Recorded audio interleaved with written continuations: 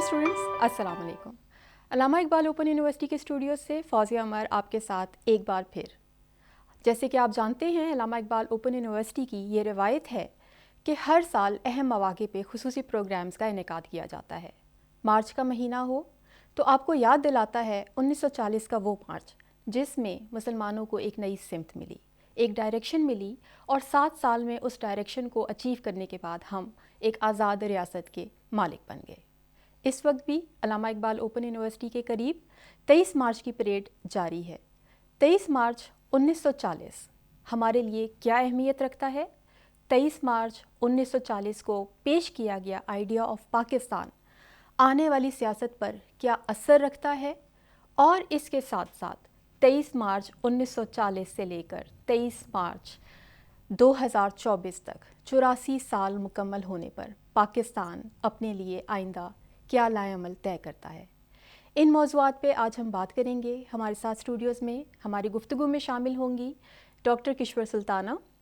Doctor Kishwar Sultana associate professor हैं, chairperson हैं department of history Allama Iqbal open university की। Madam, बहुत शुक्रिया आपकी आमद का। Thank you. हमारे दूसरे मेहमान डॉक्टर साजिद साहब हैं। डॉक्टर मोहम्मद साजिद साहब असिस्टेंट प्रोफेसर हैं पाकिस्तान स्टडीज़ डिपार्टमेंट से और वाबस्ता हैं अल्लामा इकबाल ओपन यूनिवर्सिटी में पिछले कुछ सालों से। डॉक्टर साहब, आपकी आमद का बहुत शुक्रिया। Thank you ma'am. गुफ्तगू का बाकायदा आगाज़ करते हैं। Madam, 23 March 1940 idea of Pakistan, ये आइडिया ऑफ पाकिस्तान पंजाब में ही क्यों फ्लोट होता है?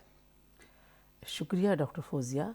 आज की दिन की मुनासबत से जब हम करारदाद लाहौर से लेके और तश्कील पाकिस्तान तक की बातें करेंगे तो मेरे जहन में अगर उस ज़माने के हालात और वाक़यात को हम देखें तो 1940 तक पहुँचते पहुँचते जो आइडिया ऑफ पाकिस्तान था वो कोई एक दिन की पैदावार नज़र नहीं आता, या एक दिन हमारे किसी भी लीडर ने सोचा और लाहौर में आके 23 मार्च को पेश कर दिया गया। इसके पीछे बहुत माजी है हमारा। तारीख के औराक को पलटने की ज़रूरत है अपनी नई नौजवान नस्ल को बताने के लिए। नो डाउट किताबों में बहुत कुछ लिखा जा चुका है, लेकिन ज़ाहिर है आज साइंस एंड टेक्नोलॉजी का दौर है और कौमें वही जिंदा और जावेद दुनिया में रहती हैं जो साथ साथ day by day, year by year अपने माजी को याद करें और अपनी नौजवान नस्ल को अपने ताबनाक और रोशन माजी के बारे में बताएं। जहाँ तक बात करते हैं हम 23 मार्च 1940 और आइडिया ऑफ पाकिस्तान की, देखिए ये idea of Pakistan sir Syed Ahmad Khan से स्टार्ट किया जा सकता है, लेकिन उसको आइडिया बनते बनते बहुत ज़्यादा टाइम लगा। क्यों? क्योंकि उस वक़्त के हालात और वाक़यात हमारे लिए फौजिया बहुत गंभीर भी थे, हमारे लिए बहुत चैलेंजेस भी थे, हम डिटेल में नहीं जाते, और हमारे लिए जो थे एक ऐसा चैलेंज था जिसको मुसलमानों ने खुद उस चैलेंज को कबूल भी किया। अच्छा, चैलेंज को कबूल करने में और उनके साथ उसको डिफेंड करने में उसे बहुत अरसा लगा। उसमें इस कारवां में सिर्फ एक लीडर को हम क्रेडिट नहीं दे सकते। देखिए, आइडिया जब बनता है तो उसमें बहुत से लोग इकट्ठे होते हैं, उसमें बड़े इंटेलेक्चुअलिज्म आता है। जब इंटेलेक्चुअलिज्म में सर सैयद अहमद ख़ान से अगर हम स्टार्ट करते हैं तो आगे बहुत से मौलाना मोहम्मद अली जौहर, शौकत अली और इकबाल तक ले आते हैं। अगर 1930 का इकबाल का जो खुतबा अलाहाबाद है, अगर उसको पढ़ें तो वो भी हमारे इस आइडिया को मजबूत करने में या स्ट्रेंथन करने में बहुत अहम किरदार अदा किया। और उसके बाद हम ये भी देखते हैं कि लोगों के रवैये, उस वक्त 3 फोर्सेस थी इस आइडिया को। देखिए, हिंदूज थे, अंग्रेज़ थे और मुसलमान थे। मुसलमानों के साथ वो सलूक क्यों रवा रखा गया, तारीख़ की किताबें या औराक हमें ये बताते हैं, इसलिए कि वो हमेशा बादशाह रहे, उन्होंने रूल किया और उस कौम को या उस जनरेशन को सप्रेस करके अंग्रेज़ और हिंदूज आगे बढ़ रहे थे। अब मुसलमानों के लिए ये चीज़ एक्सेप्ट करना बहुत मुश्किल था। फौजिया, अगर हालात को हम देखें, मैं अभी अपनी जनरेशन जो अपनी क्लास में भी ये बताती हूँ कि उस سرکمسٹانسز میں رہیے, کیونکہ ہم تاریخ کے اوراق کو دیکھ رہے ہیں. تو تاریخ کے جو اوراق ہوتے ہیں اس میں ہم ٹائم اینڈ اسپیس کو بہت زیادہ اہمیت دیتے ہیں.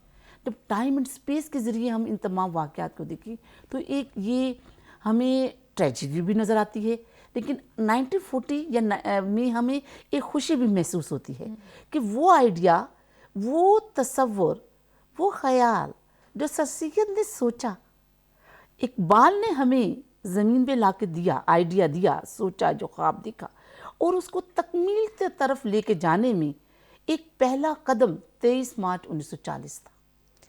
ڈاکٹر صاحبہ, سنس آپ کی اسپیشلائزیشن بھی مسلم لیگ کے اوپر آپ کا کام ہے, آپ کا پی ایچ ڈی کی, اور آپ کی کتاب بھی جو آکسفورڈ سے چھپی ہے وہ اسی سارے فیز کو کور کر رہی ہے, جو فریڈم موومنٹ کا سارا فیز ہے. وہ ایک ضمنی سوال اس میں سے یہ نکلتا ہے کہ یہ جو قرارداد لاہور جس کو ہم کہتے ہیں, اب پھر قرارداد پاکستان کے نام سے ہم اس کو کہتے ہیں, قرارداد لاہور صرف ایک قرارداد لاہور 1940 کی نہیں تھی. اس سے پہلے ایک 1929 میں بھی قرارداد لاہور پیش ہو چکی تھی, کانگریس کے پلیٹ فارم سے ہوئی تھی.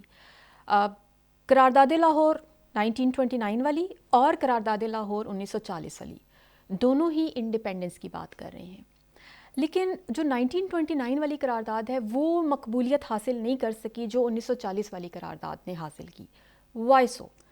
فوزیہ, یہ بہت اچھا سوال کیا. Sorry to cut you doctor صاحب, میں چاہوں گی اس پہ آپ بھی اپنی کوئی رائے کا اظہار کریں. یہ بہت اچھا سوال کیا, اور واقعی اگر آل انڈیا مسلم لیگ کے ریکارڈز دیکھیں یا ہم اگر قائد اعظم پیپرز دیکھیں تو اس کے علاوہ یہ دو قراردادوں کا آپ نے ذکر کیا. سندھ میں 1939 میں بھی یہ آزادی کے لیے آزاد ریاست کے لیے ریزولوشن پیش ہو چکی تھی.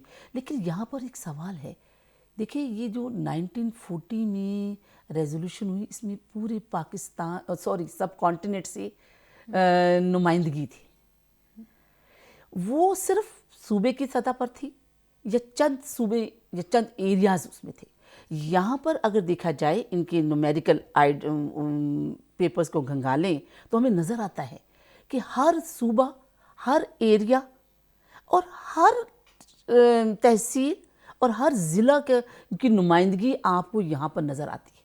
چھوٹے سے چھوٹا اور جوش اور جذبہ. دیکھیے سب سے بڑی چیز ہے 1929 میں جو قرارداد, اس میں وہ جوش جذبہ ہمیں نظر نہیں آیا. پیش تو ہوگی, لیکن یہاں پر میں آپ کو بتاؤں, اگر برٹش فورٹ نائٹلی رپورٹس کا آپ دیکھتے ہیں تو وہ یہ کہتے ہیں 1940 سے پہلے 39 میں وہ کہہ رہے ہیں, 38 میں بار بار کہہ رہے ہیں. ایون کہ جب 39 میں کانگریس منسٹریز جب ریزائن دیتی ہیں تو وہ ریزائن کروانے میں یا کرنے میں بہت آگے اندر ایک بہت بڑی سٹوری ہے. اگر دیکھا جائے تو وہ انگریز یہ سمجھ رہا تھا کہ اب مسلمانوں کو ان کی سمت متعین کرنے میں ہم رکاوٹ نہیں بن سکتے. اور یہ جوش و جذبہ جب انہوں نے یہاں پر دیکھا کہ ہر چپے چپے سے برصغیر کے, اچھا پھر نہ صرف میجورٹی ایریاز کے لوگ بلکہ مائنورٹی ایریاز کے لوگ بھی یہاں پر شامل ہو رہے ہیں. اس لیے ان دونوں قراردادوں میں یہ فرق ہے کہ یہاں ایک وحدت نظر آ رہی ہے, یہاں ایک یونیفیکیشن نظر آ رہی ہے. یہاں پر آپ کو یہ نظر آ رہا ہے کہ being a Muslims of sub continent اکٹھے ہو کر یہاں پر نہ صرف انگریز حکومت کو اپنے ڈائریکشنز بتا رہے ہیں بلکہ ہندوز کو بھی یہ بتا رہی ہیں کہ اب ناؤ اینڈ نیور. جی ڈاکٹر صاحبہ, آپ نے بالکل درست بات کی. اور ڈاکٹر صاحب آپ بھی اس حوالے سے کچھ کہنا چاہ رہے تھے؟ میں جو ڈاکٹر صاحبہ کا آرگومنٹ ہے نا کہ ایک تو یہ آل انڈیا ریپرزنٹیٹیو تھا. اچھا, لاہور کی سلیکشن بھی اس میں امپورٹنٹ تھی, جو آپ 1929 کا ریزولوشن بھی بڑا امپورٹنٹ تھا, اور اس کو کانگریس کے سرکلز میں بڑی ریکگنیشن ہے. جو فیوچر کا انڈین کانسٹیٹیوشن اڈاپٹ کیا, کیونکہ اس وقت کانسٹیٹیوشنل ایشوز پہ ڈبیٹ تھی, اور وہ نہرو کمیٹی کی رپورٹ اور جناح کے 14 پوائنٹس اور سائمن کمیشن والے ایپیسوڈ اس کانٹیکس میں تھا. تو اس کو بعد میں انڈیا کے جو فیوچر کانسٹیٹیوشن ہے اس ریزولوشن کو انہوں نے بڑی پرومیننٹ پوزیشن دی ہے, لیکن وہ پبلک ریسیپشن نہیں تھی, اس ایشو کی پبلک ریسیپشن نہیں تھی. دوسری طرف جو 1940 کے ریزولوشن میں لاہور کی سلیکشن ہے نا, یہ بھی بڑی اسٹریٹجکلی امپورٹنٹ سلیکشن ہے کہ جن ایریاز میں آپ پاکستان پرپوز کر رہے ہیں اس میں نارتھ ویسٹ آف انڈیا, جیسے الہ آباد ایڈریس میں بھی جن ایریاز کو پن پوائنٹ کیا کہ یہاں پہ مسلم میجورٹی ہے. پھر دوسری طرف اس کو ہم کانٹیکسچلائز کریں کہ اس وقت سیکنڈ ورلڈ وار کا پیریڈ ہے, کانگریس منسٹریز کا جو ڈاکٹر صاحبہ نے مینشن کیا کہ اس کی ریزگنیشن ہے. اب اس پورے فیز میں مسلم لیگ نے اپنی ایک پاور پروجیکشن کی, کانگریس اپنی پاور پروجیکشن کر رہی ہے تھرو اسٹریٹ ایجیٹیشن, کہ وہ بعد میں کوئٹ انڈیا موومنٹ کی طرف موو کر رہے ہیں, وہ پروٹیسٹ کر رہے ہیں برٹش کے اگینسٹ. مسلم لیگ نے اپنی پاور پروجیکشن کرنی ہے. مسلم لیگ نے اس میں بڑی امپورٹنٹ اسٹریٹجک پاور پروجیکشن کی کہ 3 چیف منسٹرز, پنجاب کا چیف منسٹر ہوسٹ کر رہا ہے اس میٹنگ کو لاہور میں, مسلم میجورٹی پروونس, بنگال کا چیف منسٹر اے کے فضل حق اس ریزولوشن کو ٹیبل کر رہا ہے, یہ بھی ایک اسٹریٹجک چوائس تھی. اور پھر سر سعد اللہ خان آسام کے چیف منسٹر, اور پھر ریپرزنٹیٹیو فرام آل پروونسز, انہوں نے اس ریزولوشن کو سپورٹ ایکسٹینڈ کی. تو یہ resolution to some extent all India Muslim representative institution resolution بن گیا, اور اس نے الٹیمیٹلی وہ مسلم کی جو پوزیشن آف پاور تھی نا اس کو امپورٹنٹ پلیئر بنا دیا, وہ جو اس وقت پورا اسٹرکچر تھا. اور برٹش کے اندر بھی ریئلائزیشن ہوئی کہ مسلم لیگ اس وقت آل انڈیا مسلم ریپرزنٹیٹیو پارٹی کے طور پہ اپنے آپ کو اسٹیبلش کر چکی ہے. ایگزیکٹلی اور یہ وہ ٹائم ہے جب پنجاب کے اندر یونینسٹ ہمیشہ سے پاور میں تھے, لیکن دا ریئلائزیشن برٹش کی طرف سے یہ آ جانا کہ یونینسٹ تو آپ کے ساتھ ہیں ہی, لیکن آپ مسلم لیگ کو اب اگنور نہیں کر سکتے, اور وہاں سے آن ورڈس پھر ہمیں جناح کا رول بہت سینٹرل. یونینسٹ کا یہ اسٹرانگ ہولڈ تھا, اور ظاہر پنجاب کا ایک خاص وہ تھا کہ 1920 سے برٹش امپیریل پالیسی کی ایک ایکسٹینشن میں انہوں نے پنجاب کو ایک خاص رول اسائن کیا ہوا تھا, جس میں یونینسٹ نے پولیٹیکل رول پلے کیا. اور 1920 سے آنورڈ 1923 میں یونینسٹ پارٹی ویسے بیسکلی فارم ہوئی, لیکن وہ ایک کلب جو لوز کلب تھا دیٹ واز آلریڈی ایگزسٹیڈ, وہ 1920s کے الیکشن سے ہی موجود ہے. اور پھر کنٹینیوسلی وہ آؤٹ کلاس کر رہے ہیں تمام پولیٹیکل پارٹیز کو, مین اسٹریم پولیٹیکل پارٹی وہ چاہے آل انڈیا مسلم لیگ اور چاہے کانگریس. اس سے پریویس جتنے الیکٹرل سائیکلز ہیں, جتنی الیکٹرل ایکسرسائزز ہیں, 20 کے الیکشن ہے, 23 کے election, after every 3 years elections ہیں, ایون کہ 36 37 کے الیکشن میں نہ صرف انہوں نے مسلم لیگ کو ڈیفیٹ کیا, صرف 2 سیٹس ملی مسلم لیگ کو, اور دوسری طرف انہوں نے کانگریس کو بھی ڈیفیٹ کیا, کانگریس کو بھی ایلیمینیٹ کیا. یہاں پہ میجورٹی سیٹس یونینسٹ پارٹی نے کی. لیکن یہاں سے یہ ٹرننگ پوائنٹ ثابت ہوا, یہ جو ریزولوشن کا فیز ہے اس سے اوبیسلی مسلم لیگ نے پاپولیرٹی گینز کرنا اسٹارٹ کر دی تھی, اور اس کے بعد جتنے بائی الیکشنز ہوئے ہیں پنجاب میں اور اوور آل انڈیا میں, وہ ان میں میجورٹی مسلم سیٹس پہ مسلم لیگ نے ون کیا ہے.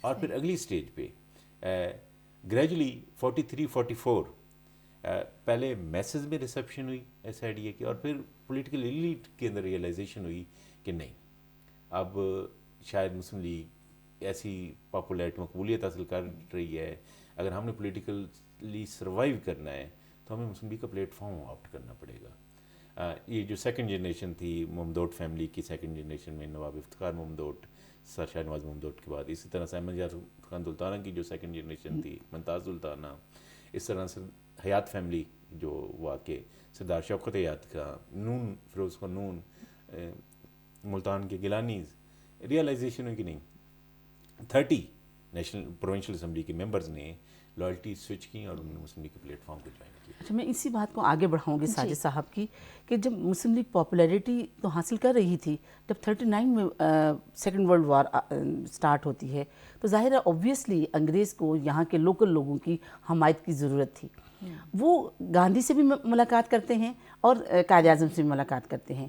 گاندھی نے کلیئرلی انکار کر دیا کہ ہم آپ کو سپورٹ نہیں کریں گے جب تک آپ ہمیں ویٹیج نہیں دیں گے.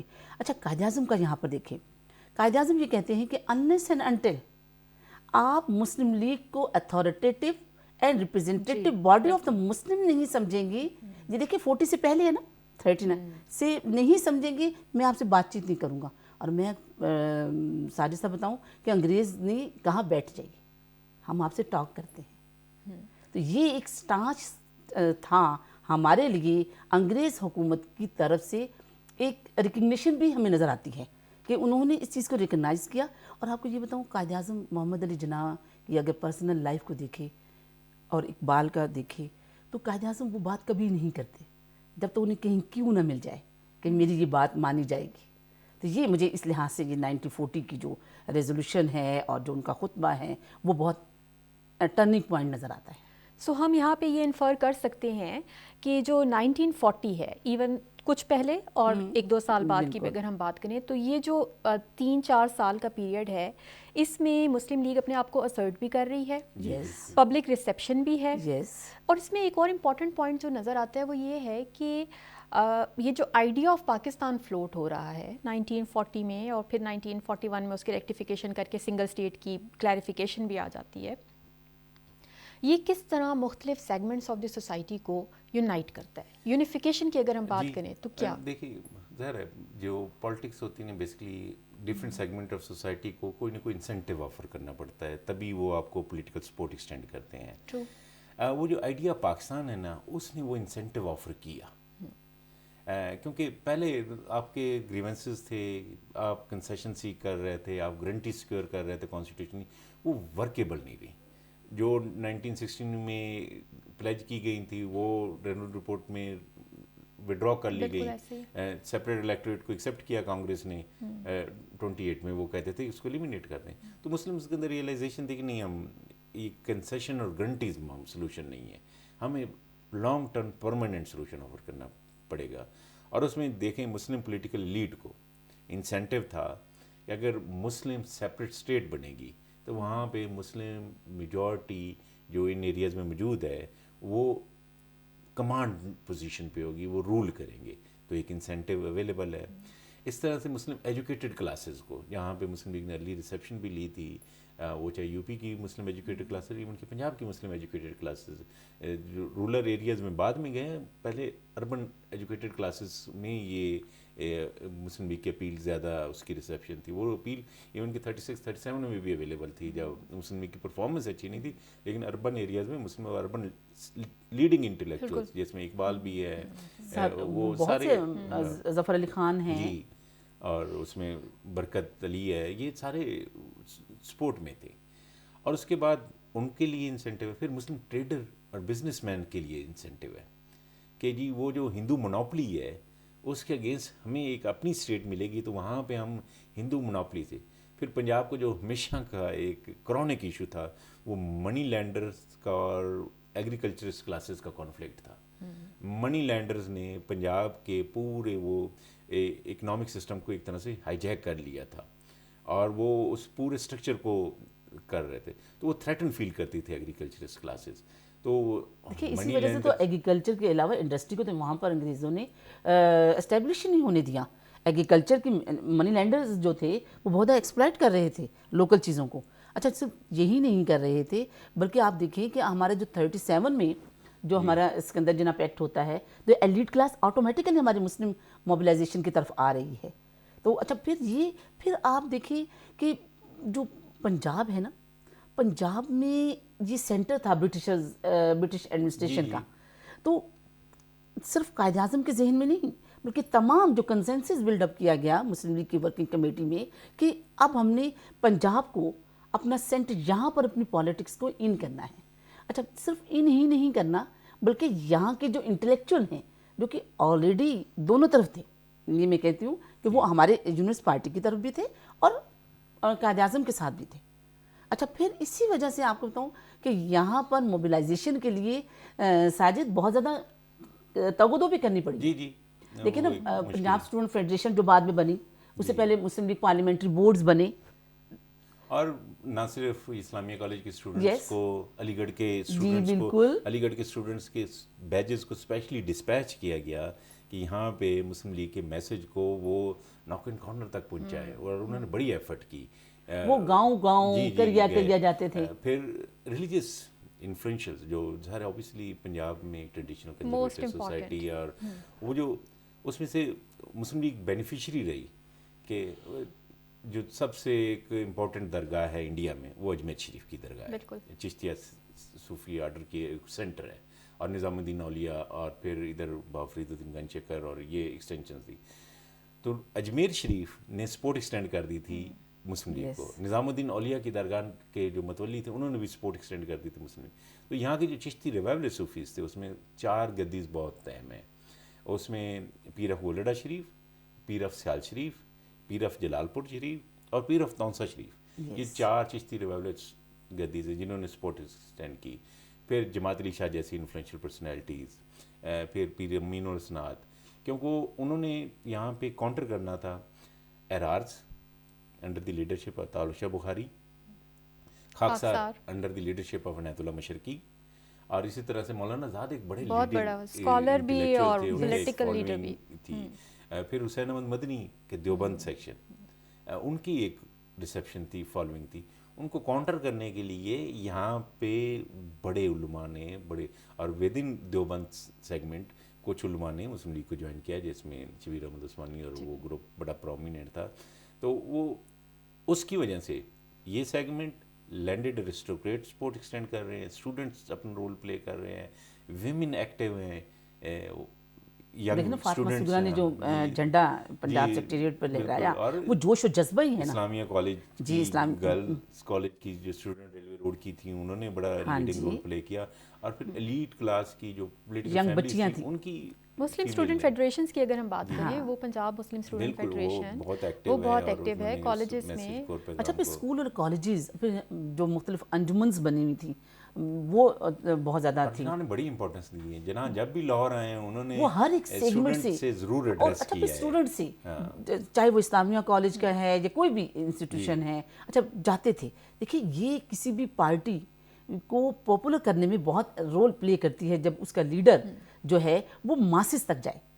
یہاں تک تو بات ہم نے کر لی کہ یونیفیکیشن کے لیے کیا کام کیا، لیکن لاہور ریزولوشن کے اوپر ایک ایلیگیشن کہہ لیں یا جو ایک کاؤنٹر آرگیومنٹ ہے وہ یہ بھی آتا ہے کہ because of this Lahore resolution جو کمیونلائزیشن آف پالیٹکس ہے وہ بھی بہت زیادہ بڑی ہے. تو اس کے اوپر آپ کا what's your take on that?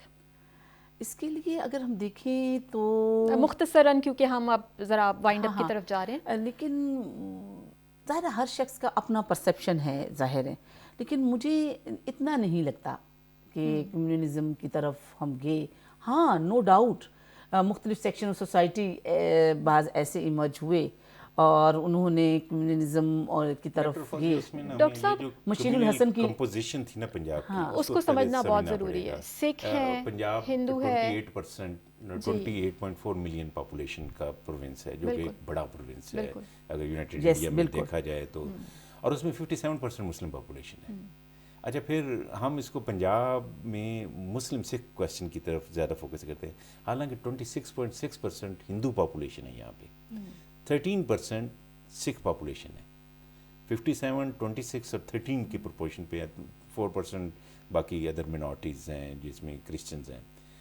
اب اس کمیونل کمپوزیشن کے ساتھ پنجاب میں سکھ کمیونٹی ایک تو وہ ظاہر برتھ پلیس ہے سکھزم کی، ان کے لیے وہ ایکس رولرز تھے، ان کی جیسے مسلم اوور آل کلیم کرتے ہیں نا کہ انڈیا میں ان کی بڑی ایک امپورٹنٹ پوزیشن ہے، وہ منورٹی نہیں ہے.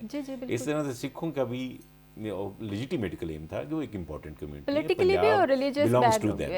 پنجاب بلانگس ٹو دیم، ان کے ایک اونرشپ تھی. پھر برٹش امپیریل سٹرکچر میں بھی ان کی بڑی سروسز تھیں، انہوں نے برٹش انڈین آرمی میں سرو کیا. اچھا پھر وہ ریسیپشنسٹ تھے لینڈ گرانٹس کے، بڑی important land grants canal colonisation میں سکھ فیملیز کو ملی ہیں، سکھ امپورٹنٹ لینڈ اونرز بنے. تو وہ جو پنجاب کی اکنامک پولیٹیکل لائف ہے اس کا ایک امپورٹنٹ پلیئرز ہے. اچھا ان کے اندر اوبیسلی پنجاب کے ہندوز نے بھی ریئیکٹ کیا آئیڈیا آف پاکستان کو، انہوں نے تھریٹن فیل کیا، ان کی منوپلی تھی، وہ زیادہ بہتر، وہ ایجوکیشنلی بھی مسلمانوں سے بہتر تھے، اکنامکلی بھی بہتر تھے. تو وہ انہیں لگا کہ یہ ہماری ہیجمونک پوزیشن کو انڈرمائن کر دے گا یہ اسٹیٹ آف پاکستان کا آئیڈیا. اور سکھوں نے بھی تھریٹن فیل کیا کہ انہوں نے بھی اسے، حالانکہ جناب نے ان کو آن بورڈ لینے کی کوشش کی لیکن سکھ اس وقت زیادہ قائد اعظم نے بہت زیادہ، اور انہوں نے کہا کہ بعد میں ہم کریں گے آپ کے ساتھ. ایون کہ جو پارٹی تھی اکالی دل جو پارٹی تھی ان کے ساتھ بھی کرنے کے، لیکن وہ مسلم لیگ کے اگینسٹ، ہاں مسلم لیگ کے اگینسٹ ہی رہے. اور اب بعض ان کے جو ڈاکومنٹس ہیں وہ کہتے ہیں کہ واقعی اگر وہ تھوڑا سا کر لیتے، ان کے ساتھ کمپرومائز کر لیتے تو شاید ہمارا. لیکن وہ جو آپ کا جو سوال تھا نا کہ اس نے کمیونلائزیشن کی ہے پنجاب میں. اچھا پنجاب میں سے پہلے ایک میں اس کو کہتا ہوتا ہوں کہ وہ کاسمیٹک اور سپرفیشل سا ایک ایلیٹ کا جو آپس میں جو کمیونل ہارمنی کا یونینسٹ پارٹی کے پلیٹ فارم سے تھا، وہ گراؤنڈ لیول پہ شاید اس طرح سے نہیں تھا. گراؤنڈ لیول میں ہمیشہ کمیونٹیز رہی ہیں, یہ ایک دوسرے کے اگینسٹ کمپیٹ کرتے رہے, ان کا کمپٹیشن تھا تمام سفیئرز میں, پولیٹیکل سفیئر میں, اکنامک سفیئر میں, سوشل سفیئر میں. ٹینشنز ہمیشہ سے موجود رہی ہیں. جو کمیونل آرگنائزیشنز ہیں وہ چاہے آریہ سماجسٹ ہو اور چاہے مسلم کمیونل آرگنائزیشن, ان کی سب سے زیادہ ریسیپشن پنجاب میں ہوئی ہے. میسز نے ریسیو کیا ان کو, میسز نے ریسیو کیا ہے تو کمیونل ٹینشنز اور ایڈنٹی شارپ ہے تو ریسیو کیا گیا ہے. تو وہ اور پھر یہ جو 1947 میں یا 46 کے الیکشن میں وہ ریفلیکشن ہوئی ہے, یہ کوئی اسپونٹینیس فنومینا تو نہیں ہوتا نا کہ اتنی بڑے میس اسکیل پہ ہیومن ہسٹری کی اتنی بڑی وائلنس ہوئی ہو. تو یہ وہ جو اوپر تھا جس کو ہم کہتے تھے کہ وہ کوئی ایک بنایا گیا کہ یہ کراس کمیونل آرگنائزیشن ہے یونینسٹ پارٹی اور وہ ڈومینیٹ کر رہی, وہ سپرفیشل تھا, وہ لیٹ لیول کا انٹرسٹ کا نیکسس تھا. گراؤنڈ پہ سچویشن ایسی نہیں تھی. گراؤنڈ میں مسلمس کی جو مارجنلائزیشن تھی, انڈر ڈیولپمنٹ تھی, بیکورڈنیس تھی, اس کی وجہ سے مسلمس کے اندر ریزینٹمنٹس تھیں. اور پھر سکھوں کی یہ جو پارٹیشن کی اسکیم آئی اس پہ ان کی بہت ایکیوٹ تھی ریزرویشن, ٹھیک ہو گیا, اور وہ ریئیکٹ کیا انہوں نے ٹھیک ہے. اس میں. So we have so much to discuss اور بہت زیادہ, لیکن کیونکہ ٹائم کا تھوڑا سا ہمیں خیال رکھنا پڑتا ہے, تو انشاءاللہ پھر کسی نشست میں ہم دوبارہ بیٹھیں گے اور یہیں سے گفتگو کو آگے بڑھائیں گے. سو پروگرام کو سمیٹتے ہیں. 23 مارچ 1940, 23 مارچ 2024, 84 سال گزر گئے. آج سے 84 سال پہلے ہم نے ایک سمت متعین کی تھی. سوال یہ ہے کہ وہ آزادی جس کا آپ نے خواب دیکھا تھا, وہ ترقی جس کا آپ نے خواب دیکھا تھا, ہم اس ترقی میں کتنا کنٹریبیوٹ کر رہے ہیں؟ یہ سوال ہمیں خود سے کرنے کی ضرورت ہے. اس پہ سوچئے, آپ بھی میں بھی. علامہ اقبال اوپن یونیورسٹی کے اسٹوڈیو سے آج کے لیے اتنا ہی. آپ سے اجازت چاہتے ہیں. آپ سے ملاقات ہوگی پھر کسی اور پروگرام میں. اپنا بہت خیال رکھیے. اللہ حافظ.